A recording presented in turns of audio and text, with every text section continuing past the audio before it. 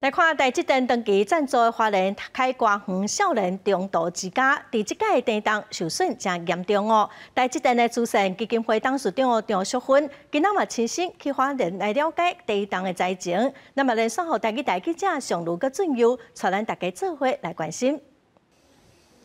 是主播，记者目前所在这栋建筑物都是伫即届花莲大地震当中受损真严重的凯歌园少年中度之家。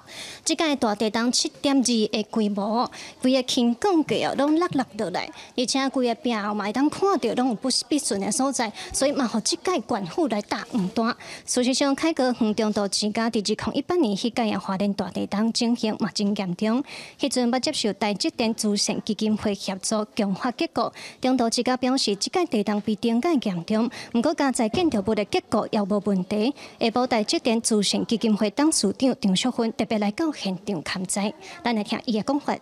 当然，第一是很难受了，那我们会尽办法的替他们解决一些基本上的问题，所以应该会的。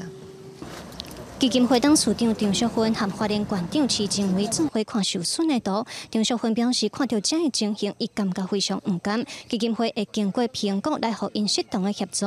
因那中度之家咧是表示，因为建筑物内底也有安置学园的眠床等等的生活用品，若要征收是一定拢爱甲全部清出来。希望县府会当协助提供一寡换柜，也是组合厝。徐正伟是答应讲会过来协调看卖。